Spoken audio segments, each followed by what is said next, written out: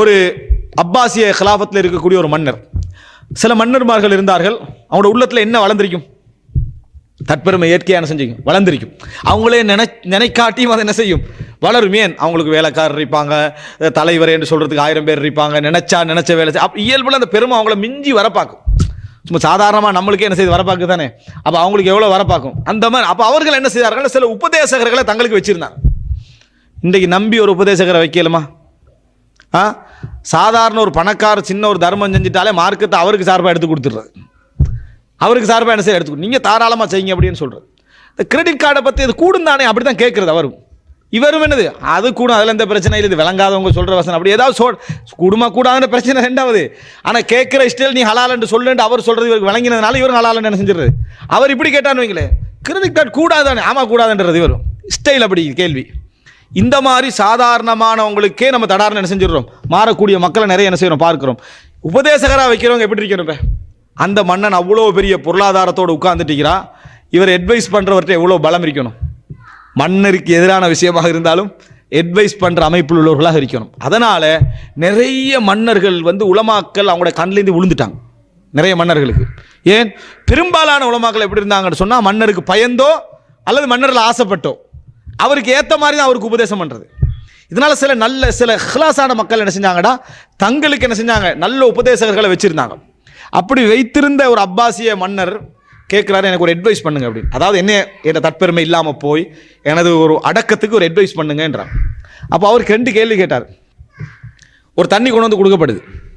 கொடுக்கப்பட்ட நேரத்தில் அவர் கேட்குறாரு, இந்த தண்ணீர், இந்த குடிக்கக்கூடிய இந்த தண்ணீர் உங்களுக்கு தடுக்கப்பட்டால், இந்த ஒரு கிளாஸ் தண்ணீர் உங்களுக்கு உலகத்தில் எங்கேயுமே இந்த தண்ணி என்ன செய்யலை, கிடைக்கல, தண்ணி தாகத்தில் இருக்கிறீங்க அப்படி என்றால் உங்களுடைய இப்போ தற்பெருமை தானே இருக்கும், நீங்கள் என்ன செய்வீங்கன்ற?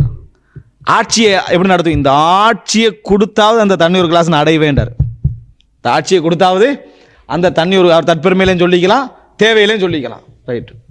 2வது இஸ்திஹராஜ், 1க்கு 2க்கு போகுமே, இதில் 1 உனக்கு தடுக்கப்பட்டால், போகலை, போகணும் என்பதற்காக வேண்டி நீங்கள் என்ன செய்வீங்கன்ற?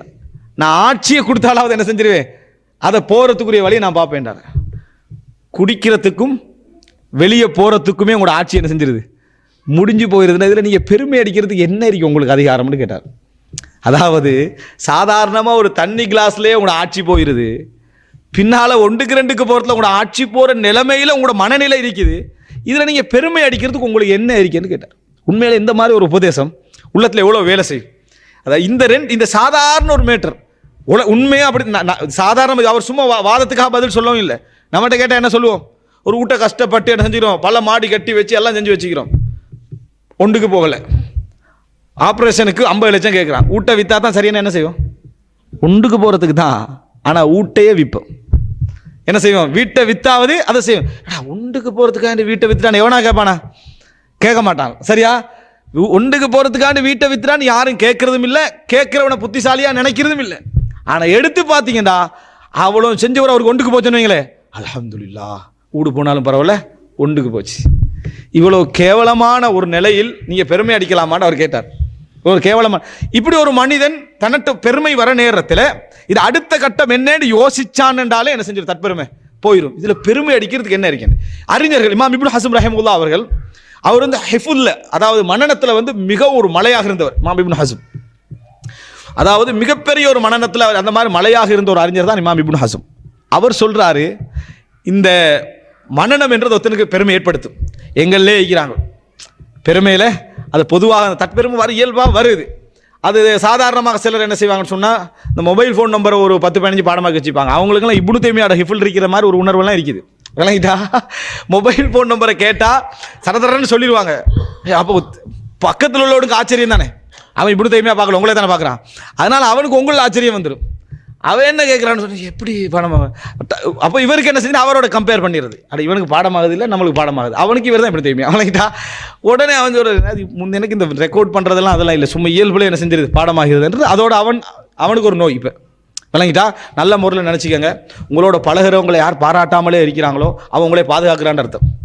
அவங்களே என்னது அவன் என்னத்துக்கு அவன் பொறாமையில செஞ்சாலும் எதுக்கு செஞ்சாலும் சரி அவங்களே பாதுகாக்கிறான்னு அர்த்தம். காரணம் என்ன?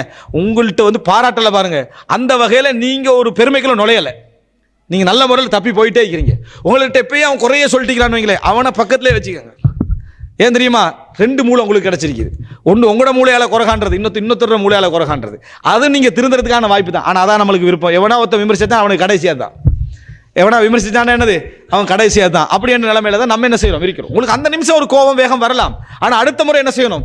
இவனோட தான் நம்ம என்ன செய்யணும்? இருக்கணும். அப்பதான் நம்ம நிலையெல்லாம் என்ன செய்யும்? மாறும் என்கின்ற உணர்வாகவும் நம்மளுக்கு என்ன செய்யணும்? வர வேண்டும். இமாம் இப்னு ஹஸம் ரஹிமஹுல்லாஹ் அவர்கள் சொல்கிறார்கள், ஒரு பெரிய அறிஞரை சொல்லி, அந்த அறிஞர் எப்படி இருந்தாராம் தெரியுமா? சாதாரணமான பேச்சுக்கள் கூட அவர் தலையில விழுந்துன்னா பாடமாயிருமா. அவருக்கு தேவையே இல்லை திருப்புறது, அதை திருப்பி எடுக்கிற தேவையில்லை. சாதாரணமான பேச்சு, ஒரு புத்தகத்தை வாசிச்சா அது சாதாரணமாக தலையில் என்ன செஞ்சிருமா? மனனமாகிரும்.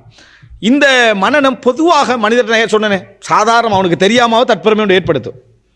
அவருக்கு ஒரு நோய் வந்துட்டு, அது ஒரு கப்பல் பிரயாணத்தில் போன டைமில் ஒரு பெரிய ஒரு திடுக்கம் அவருக்கு என்ன செஞ்சது ஏற்பட்டுச்சு. அதாவது கப்பல் பிரயாணத்தில் ஒரு புயலோ ஏதோ அடித்ததுனால ஏதோ பெரிய ஒரு ஒரு டேஞ்சரஸான ஒரு சூழல் அவருக்கு ஏற்பட்டு அதிர்ச்சிக்குள்ளாயிட்டார். அவர் சொல்கிறாரு, நான் பாடமாக்கினதில் 3/4 மறந்துட்டேன். அந்த நிகழ்வுக்கு பிறகு எனக்கு நான் மனநமிட்டு வைத்திருந்த காலாகாலத்துக்கு மனநமிட்டு வைத்திருந்ததில் 3/4 நான் மறந்து விட்டேன். இதை குறிப்பிட்டு சொல்லிட்டு இமாம் இப்னு ஹஸம் ரஹிமஹுல்லாஹ் அவர்கள் சொல்றாரு, எனக்கு அதாவது கல்லீரல் அந்த திஹால் என்று சொன்னால் மண்ணீரல் நினைக்கிறேன், அந்த இதில் ஏற்பட்ட ஒரு நோயின் அவர் நிறைய பொறுமை உள்ளவராலாம் இருந்தார். யாரு? இமாம் அதாவது இப்னு ஹஸம் அவர்கள். எனக்கு அதில் ஏற்பட்ட அந்த அதிர்ச்சியின் காரணமாக, அதில் ஏற்பட்ட வலியின் காரணமாக எல்லா குணங்களும் எனக்கு தலைகீழாக என்ன செஞ்சுட்டு, என்கிட்ட பொறுமை கோபமாக மாறிட்டு எல்லாம் தலைகீழாக மாறிட்டு, நான் மனநம் வைத்திருந்த எத்தனையோ விஷயங்களை நான் மறந்து விட்டேன். அதுக்கு பின்னால பல வருடங்கள் தாண்டித்தான் அவைகளெல்லாம் நான் திருப்பி என்ன செஞ்சேன், சேர்த்துக்கொண்டேன். சொல்லிட்டு சொல்றாரு, ஒரு செகண்ட் நோயோட ஹிஃபில் என்ன செஞ்சிருது, உன்னை மனநத்தை தூக்கி வீசிருதேன்டா. இதுல நீ பெருமை அடிக்கிறதுக்கு உனக்கு என்ன என்னது? ஒரு செகண்ட் நோய், ஒரு கொஞ்ச நிமிடத்துக்குரிய நிகழ்வு உன்னோட டோட்டல் மனநத்தையும் தூக்கி வீசிருது. அப்படி இருக்கக்குள்ள நான் வந்து மிகப்பெரிய எனது மனன மலை என்று சொல்றதுல உனக்கு என்ன செய்யுது இருக்குது அப்படி என்று சொல்லி, அதாவது நம்ம எப்பொழுதும் இது எப்படி நம்மளோட வாழ்க்கையை பாதிக்கும், எப்படி நம்மளோட குறையை இது என்ன செய்ய உண்டாக்கும் என்ற பகுதியை நம்ம நிறைய என்ன செய்யணும், யோசிக்க வேண்டும். நமக்கு இது எப்படி நம்மளை அழித்து விடும் அப்படி என்று நம்ம ஒவ்வொரு விஷயத்திலையும் பதவி பட்டத்தில் எல்லாத்துலையும் யோசிச்சாலும் சரி. சிலருக்கு ஃபேமிலி ரீதியான ஒரு அந்தஸ்து பிரச்சனையே சொல்றது, குடும்ப ரீதியான ஒரு ஒரு இருக்குது. என்னதான் நம்ம சொல்லிவிட்டாலும் நம்ம அப்படி பரம்பரை இதெல்லாம் பேசுறது இல்லை. ஆனால் அந்த சிச்சுவேஷனில் வரும், அது கல்யாண பேச்சுவார்த்தைகள் வந்துடும், தானாக வந்துடும். விளங்கிட்டா? கல்யாண பேச்சுவார்த்தை எடுத்தாலே அந்த ஃபேமிலி நம்மளுக்கு சரி வராதுன்றது. விளங்கிட்டா? அதாவது எதுக்காக வேண்டி அவங்க குணத்தில் குறவு மார்க்கத்தில் குறவுன்னா பரவாயில்ல, அதில் அந்த ஏரியாவில் எடுக்கிறதா, அந்த ஆள்கிட்ட எடுக்கிறதா, அந்த குடும்பத்தில் எடுக்கிறதா, என்ன பிரச்சனை பார்த்தீங்கன்னா அவங்க கொஞ்சம் குவாலிட்டி, இவரோட பார்வையில் குவாலிட்டி கொஞ்சம் குறைஞ்சவங்களே தவிர மற்றபடி மார்க்கத்தில் தீன்ல நல்லா இருப்பாங்க. இவருக்கு தேவையான வாழ்க்கைக்கு தேவையான பணம் அழகெல்லாம் இருக்கும், ஆனால் அந்தஸ்தை பார்க்கக்கூடிய தன்மை இருக்குது. உலகத்தில் இங்கே நம்ம பேசுகிற அஜ்னபி எல்லாம் பேசுகிறது தானே பாருங்க, எப்போ பார்த்தாலும் என்னது அஜ்னபியர் பார்த்துட்டே இருக்கிறான்னு சொல்லி அப்படின்னு நினைக்கிறோம். நம்ம சொந்த நாட்டுக்குள்ள சொந்த ஊருக்குள்ள பார்த்துருக்கேன், அடுத்த ஊருக்காரன் பள்ளி தலைவராக விடுறதில்லை. அடுத்த ஊருக்காரன் அவன் 20 வருஷம் 30 வருஷம் திருமணம் முடிச்சு அந்த ஊரில் தான் இருந்துட்டு இருப்பான். மெட்ராஸில் தவிர மற்ற எந்த ஊரில் என்ன செய்யலாது, அவன் பள்ளி தலைவராக வரையல. இலங்கையில் கொழும்புல தவிர வேற எங்கேயும் வரையலாது. ஏன்? அங்கே எல்லாரும் வந்திருப்பாங்க. எல்லா ஊருக்காரனும் இருக்கிறாலும் அங்கே எல்லாரும் தலைவராக வரலாம், மற்ற எந்த ஊர்லையும் வர முடியாது. நமக்கு வருதா இல்லையா? இந்த அந்தஸ்து சம்பந்தமாக அது சம்பந்தமாக ஏதாவது ஒரு அஜாப் சுய திருப்தியும் பெருமையும் யாருக்காவது ஏற்படுமாக இருந்தால் இமாம் இப்னு ஹஸம் அவர்கள் ஒரு வார்த்தை சொல்றாரு, ஒன்றை புரிந்து கொள்ள, எப்பொழுது நீ பரம்பரையை பெருமை அடிக்காத. உனக்கும் ஆதம் அலைஹிஸ்ஸலாத்துக்கு இடையில நிச்சயமா உன் தந்தைகளில் குடிகாரர்கள் இருந்திருப்பார்கள். விளங்கிட்டா? மோசமான ஒழுக்கம் கெட்டவர்கள் என்ன செய்திருப்பார்கள், இருந்திருப்பார்கள். ஷிர்க்ல ஈடுபட்டவர்கள் இருந்திருப்பார்கள், கொள்ளை அடித்தவர்கள் இருந்திருப்பார்கள். சந்தேகமே கிடையாது. ஓண்ட பரம்பரையில் இல்லை நீ நினைச்சினா உலகத்தில் எந்த பரம்பரையிலும் இல்லைன்ற அர்த்தம். அப்படின்னா உலகத்தில் யார் களவெடுத்தது, யாரு என்ன விபச்சாரம் செஞ்சது, யாரு மோசமான வாழ்க்கையில் ஈடுபட்டது, எல்லாரும் ஏதோ ஒரு இடத்துல தான் என்ன செஞ்சிருக்கு, நடந்திருக்குது. அதை தாண்டி தான் நீ வந்திருப்ப. வாப்பா இல்லாமல் இருக்கலாம், அப்பா இல்லாமல் இருக்கலாம், அப்பாட அப்பா இல்லாமல் இருக்கலாம், நமக்கு தெரியாது. ஓகே, அதுக்கு அடுத்த பகுதி இடையில நிச்சயமா என்ன செஞ்சிருக்கலாம், இருந்திருக்கலாம். அதனால என்றைக்கும் பரம்பரை வச்சு என்ன செய்யாத, பெருமை அடிக்காத. அப்படி பெருமை அடிப்பதாக இருந்தால் நபிமார்கள் பெருமை அடிக்க முடியாத இடத்துக்கு போயிட்டாங்கன்னு அர்த்தம். இப்ராஹிம் அலைஹிஸ்ஸலாம் பெருமை அடிக்கல. அது ஏன்? தந்தை காபிராக இருந்தார், குர்ஆன் சொல்லுது. ரசூல் ஸல்லல்லாஹு அலைஹி வஸல்லம் சொல்ல முடியாது, ஹதீஸ் சொல்லுது. அதே போல நூஹ் அலைஹிஸ்ஸலாம் மகனை வச்சு என்ன செய்யலாது, பெருமை அடிக்க முடியாது, குர்ஆன் வசனம் சொல்லுது. இப்படி எல்லாமே என்ன, பரம்பரையை வைத்து பெருமை அடிப்பதற்கு முடியாதவர்கள் அவங்க இருக்கிறாங்க. அப்ப நீ பரம்பரை வச்சு பெருமை அடிக்கிறான்டா, இப்ப சொல்லு யார் சிறந்தவர்கள்? அவங்க சிறந்தவன், நீ சிறந்தவன். இப்ப நீ தான் சிறந்தவன் சொல்ல வேண்டி வருது பரம்பரை வச்சு பார்த்தா. ஆனா உண்மையில சிறந்தவர்கள் யார்? அவர்கள் தான் சிறந்தவர்கள்.